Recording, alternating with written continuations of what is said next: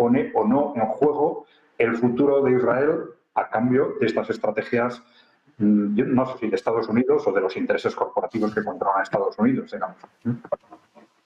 Bueno, pues pendientes de Estados Unidos y de sus objetivos, ya no solo en Oriente Medio, sino también en Ucrania. Vamos a mirar a otra de las noticias del día. Vamos a mirar a lo que ha sucedido en Taiwán con nuevos ejercicios de guerra por parte de China, con muchos expertos que piensan, que opinan que va a ser el conflicto de cara al próximo año. Piensan que es el principal objetivo por parte de Estados Unidos, que por cierto sigue suministrando armas a Taiwán. Se ha llevado varias sanciones también en las últimas semanas. José Luis, te quiero preguntar por esto. Hemos hablado muchas veces sobre la situación en Taiwán. No es la primera vez que se realizan ejercicios de este tipo, pero sí que apunta pues a una escalada, ¿no? Vemos a un presidente, un Lai Ching-te, que va tensando, en este caso, la cuerda con China y apunta pues a que puede ser el próximo conflicto en estallar definitivamente. Quiero saber cómo valoras, cómo ves la situación. Hombre, la situación para China es que está en un momento también muy delicado. O sea, para ellos siempre ha sido una reivindicación propia, porque la isla de Taiwán no deja de ser esa provincia donde se refugió el Kuomintang, que siempre, incluso los chinos que se refugiaron, tanto como los que permanecieron en el continente con el régimen de la República Popular, bueno, pues se han sentido, bueno, pues en una guerra civil y dos estados como podía ser Corea del Norte y Corea del Sur.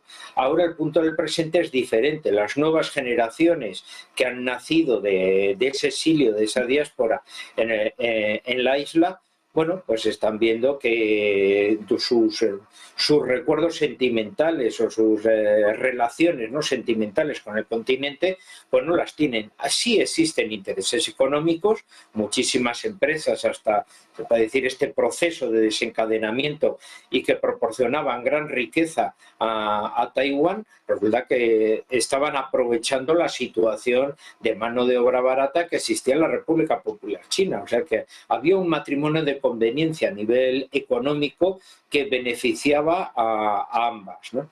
Sí que es cierto que ahora con esa tesitud de una búsqueda, ¿no?, de integración, bueno, pues las nuevas generaciones de la isla no quieren entrar por ahí, son las que están espoleando, especialmente a partir del Partido Democrático, esa idea de independencia, que aunque étnicamente sean chinos, ellos tienen otro tipo de particularidad, están estimulando mucho esa identidad cultural e incluso en los momentos en que la isla, bueno, no estuvo relacionada en la época del Imperio Chino, o sea, están rescatando episodios históricos que, bueno, puedan reforzar esa idea de independencia en la actualidad, buscando sus aliados y claramente buscando que Estados Unidos pueda respaldar esa decisión. Esto, podemos decir, es la causa principal que está provocando que la República Popular China decida definitivamente, bueno, ir quemando etapas y poniendo ya una presión que pueda, bueno, pues en un momento dado, bueno, proceder a la apertura de un camino que pueda ir acelerando, bueno, por lo que fue Hong Kong o lo que fue Macao, con unos procesos, se puede decir, de integración que van de una manera, se puede decir, evolutiva, y claramente integrándose dentro de la República Popular, teniendo en cuenta que todavía queda una parte importante de la población taiwanesa de origen chino y que se sienten chinos porque son igual de segunda generación en ese aspecto. Taiwán está apostando, su clase dirigente más joven y especialmente el Partido Democrático, por plenamente una soberanía, una independencia, no tener nada que ver con China, crear su propia identidad, ir conformando sus alianzas con el resto de los países que por su tamaño temen, podemos decir, ese protagonismo, ese liderazgo que tiene China un poco en la región y que claramente se convierten en el principal portaaviones de la presencia estadounidense en la zona, como lo han hecho,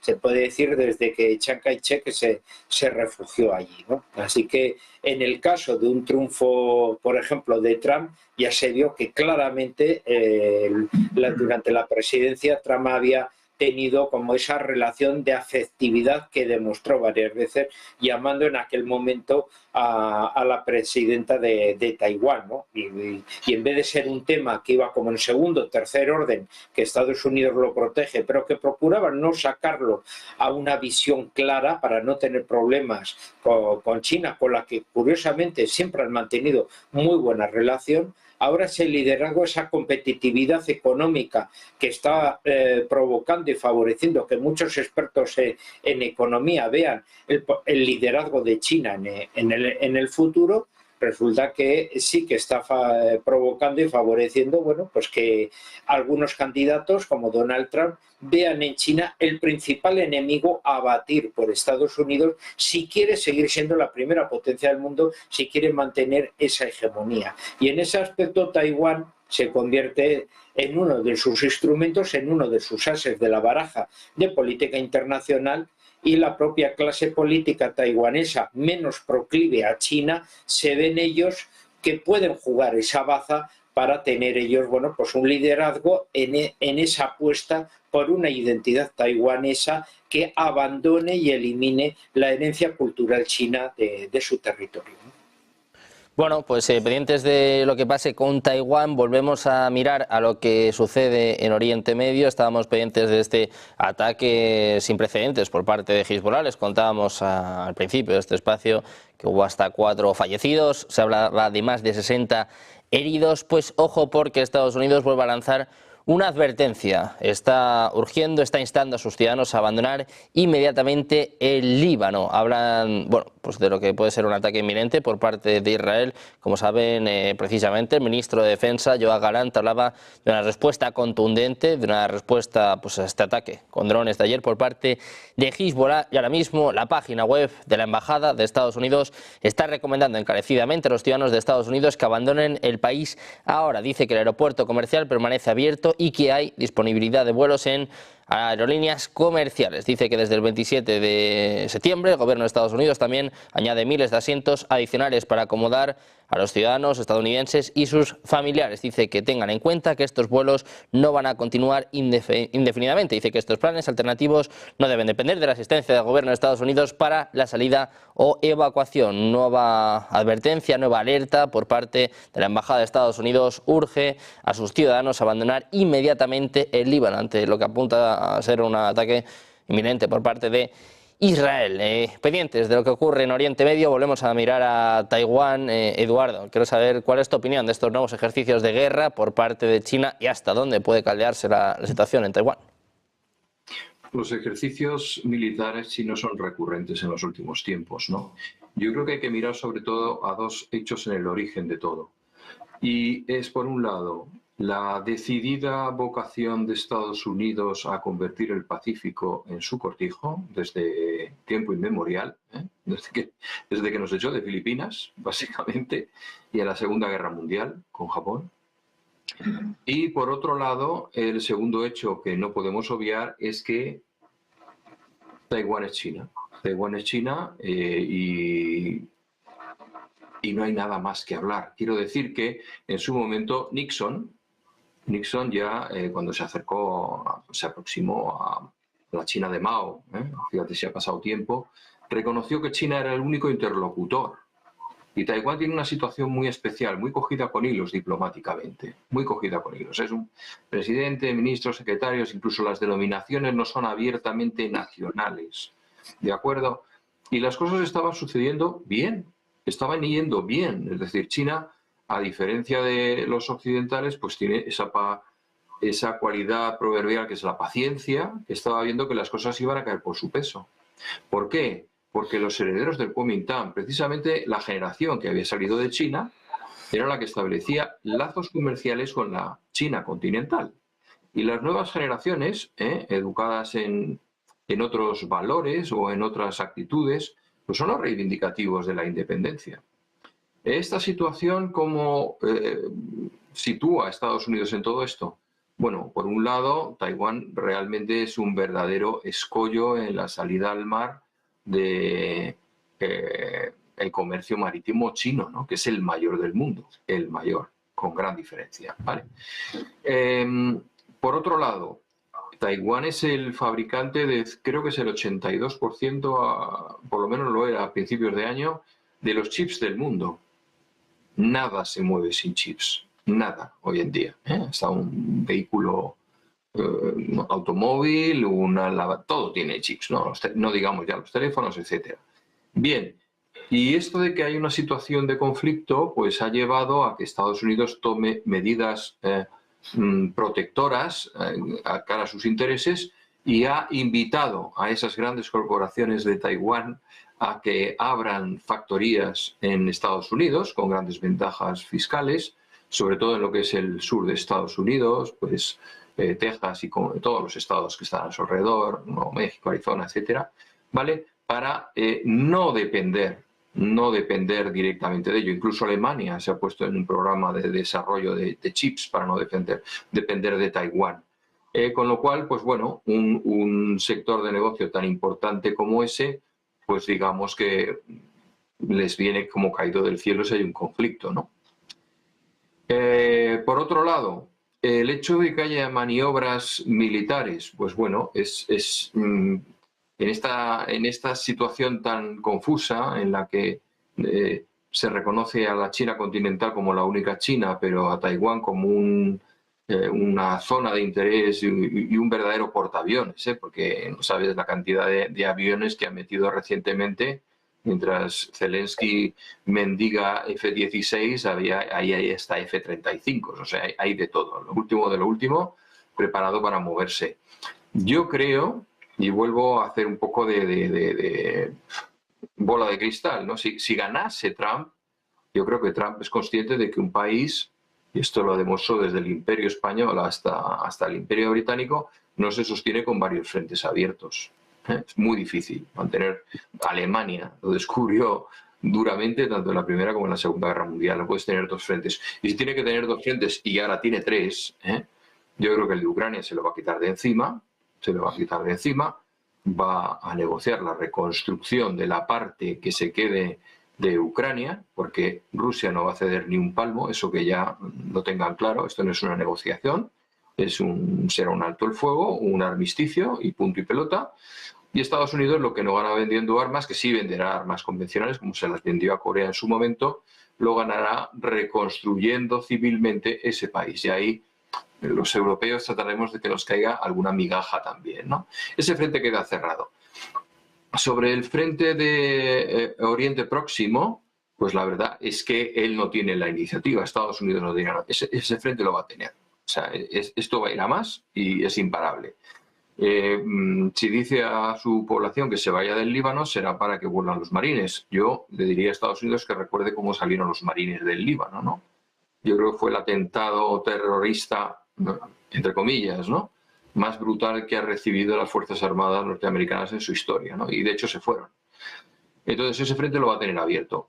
Y el otro frente potencial es el de Taiwán. Pero claro, no hemos de olvidar que Trump es sobre todo un negociador. Es una persona que compra, vende casas, resorts, y cree que se puede entender con un país que, antes que una expansión territorial como China, lo que hace es negociar posiciones, ¿no? Y ese frente necesita tenerlo tranquilo. Pero también le interesa, como he dicho, que haya una cierta sensación de inseguridad, precisamente para mejorar y fortalecer su independencia en el desarrollo de chips y de otros componentes que hoy por hoy están localizados en esa pequeña isla al oeste de la China continental, ¿no? Bueno, pues muy pendientes de lo que acontece en Taiwán, también de quién gane o no las elecciones, que también va a ser importante para este conflicto. Adrián, te quiero preguntar por esto, ¿cómo ves la situación en Taiwán? Sabemos que China es el objetivo de Estados Unidos, gane Trump o Kamala, no creo que eso cambie mucho, pero ¿qué papel va a jugar Taiwán en este conflicto y sobre todo en esta lucha, ¿no?, en esta pelea por la hegemonía mundial, ¿no?, que al final es un poco lo que está en juego? Bueno, efectivamente esa es la clave en la que hay que interpretar estos choques alrededor de Taiwán, ¿no? Independientemente de que haya posiciones en concreto desde el propio Taiwán o desde ciertos sectores políticos en Taiwán y ciertos sectores políticos en China, las decisiones se van a tomar en base al contexto internacional global clarísimamente, ¿no? Bueno, sobre las bases de ese conflicto regional, yo suelo poner de referencia que nos imagináramos que bueno, al final de la guerra civil, en los últimos momentos, cuando el gobierno republicano está solo alrededor de Valencia, de pronto se produce quizás una intervención internacional y el frente se estabiliza, ¿no? Se estabiliza de tal forma que se mantienen dos gobiernos diferenciados. Eso sería un poco algo parecido al origen del Taiwán y la China continental actual. Es decir, que después de eso pasaran X años, generaciones, y ese gobierno que se ha quedado en Valencia dijera, no, pues yo ahora ya no acepto ser parte de España, sino que me independizo porque tengo la ayuda de X poderes externos, ¿no? Digo, para situarnos, porque además este era el contexto internacionalmente admitido, es decir, eran dos estados, pero la misma nación. Este era el concepto internacionalmente admitido, ¿no? Es decir, dos estados que en algún momento, porque son la misma nación y han sido el mismo estado, tendrían que volver a unificarse. Entonces, el momento en el que esto se cuestiona es cuando empiezan a surgir las rupturas. Pero claro, las rupturas más graves no se pueden explicar sin el contexto geopolítico. En el momento en que Estados Unidos empieza a enfrentarse a China, después de 30 años de buenas relaciones, a partir sobre todo de la presidencia de la anterior presidencia de Trump, empiezan a surgir estas tensiones también con Taiwán, con ese sector de Taiwán, vamos a decir, liberal, que no es mayoritario, pero es el primero, es el que ha ganado las elecciones por ser el primero, y que tiene unas relaciones espléndidas con Estados Unidos, evidentemente, ¿no? Bueno, pero efectivamente lo que pase o deje de pasar hay que interpretarlo en función de qué decisiones tomen Estados Unidos o China, desde China o quizás Rusia también, ¿no? Que no nos olvidemos que en el Pacífico, justo alrededor de Taiwán, está el conflicto entre las dos Coreas, etcétera, ¿no? Entonces, lo que pase en ese contexto se van en base a decisiones sobre qué pasa en el contexto mundial. Y yo creo que no hay que descartar, por ejemplo, que estas maniobras de China, y a lo mejor estaban preparadas desde antes, pero pudieran ser también puestas en marcha en el momento en que Estados Unidos está anunciando que va a empezar a desplegar tropas hacia Oriente Medio como una estrategia de distracción. Hoy no te olvides de que aquí tienes otro frente del que preocuparte, ¿no? Y es obligar a Estados Unidos de alguna forma a mantener sus fuerzas, por lo menos sus fuerzas navales dispersas. Porque claro, con la acumulación naval que está haciendo Estados Unidos alrededor del Mediterráneo y del Golfo Pérsico, está progresivamente vaciando el Pacífico. Entonces, desde el punto de vista de las estrategias de los países emergentes, recordarle de vez en cuando que tiene que mantener una parte de sus tropas en el Pacífico, bueno, puede ser una estrategia, yo creo que bastante razonable. Y efectivamente mis compañeros han aludido a una cuestión, a la gran cuestión de los próximos meses, ¿no? ¿Qué pasa si gana Donald Trump las elecciones, ¿no? Porque, claro, es un contexto en el que Trump está haciendo declaraciones contradictorias permanentemente, ¿no? Porque dice, bueno, acaba de decir que por culpa del gobierno actual vamos a estar en los próximos meses ante el riesgo de una guerra mundial, y sobre todo si yo no gano las elecciones, pero por otro lado amenazando o diciéndole a Israel que tiene que atacar nuclearmente a Irán. Entonces, es algo aparentemente absurdo, pero la forma de ser de Trump es también un poco así, impulsiva, contradictoria, etcétera. Pero claro, desde el punto de vista de la lógica, la interrelación estratégica ya entre Rusia, China e Irán es tan grande y tan clara que si Donald Trump gana las elecciones no va a poder mantener esas políticas tan contradictorias. No va a poder llegar a un acuerdo y estabilizar la situación en Europa, estabilizar la situación con Rusia, mientras tiene abierto, digamos, una guerra abierta contra Irán, especialmente si es una guerra abierta como la que se está poniendo en marcha. Es casi de forma inmediata que puede ser una guerra nuclear, ¿no? China y Rusia no pueden admitir el riesgo de que Irán sea sometido, porque el sometimiento de Irán por parte de Estados Unidos es perder Oriente Medio. Y Oriente Medio es, como sabéis, una región absolutamente central en el mundo. Entonces, Trump va a tener que optar. Una cosa es que verbalmente diga que voy a defender a Israel, que Irán es el demonio, que hay que atacar a Irán, pero una vez que llegue a la presidencia va a tener que actuar de una forma muy distinta. Vamos a ver qué sucede mientras tanto, porque estas dudas es también una razón para que otros agentes intenten desencadenar el conflicto precisamente ahora. Ya hace un año y medio dijimos que estas semanas iban a ser claves por el avance de Rusia en la guerra en Ucrania por un lado y por la cercanía de la presidencia, que se iba a intentar esas escaladas que se estaban desarrollando en paralelo en Oriente Medio por un lado y en Europa por el otro, se iba a intentar hacerlas estallar durante estas semanas, justo antes de las elecciones presidenciales. Vamos a ver si ocurre. Bueno, pues pendientes de las elecciones en Estados Unidos. José Luis, me parece que tenías algo de prisa, me parece que nos teníamos que despedir, te dejamos ya marchar por ahí. Muchas gracias por estar con nosotros. Gracias, es el problema de las clases por la tarde también. Bueno, hasta ahora. Nos adaptamos. Gracias, José Luis. Nosotros precisamente miramos de nuevo a últimas horas, volvemos a mirar a Oriente Medio. Ojo, porque hay sirenas sonando ahora mismo en todo Israel. Las FDI precisamente están informando sobre sirenas en todo Israel. Varios medios hablan de hasta 240 alertas. Se habla de un nuevo ataque masivo por parte de Hezbollah con, en los últimos 5 minutos, 240 alertas sonando tanto en el centro como en el norte de Israel.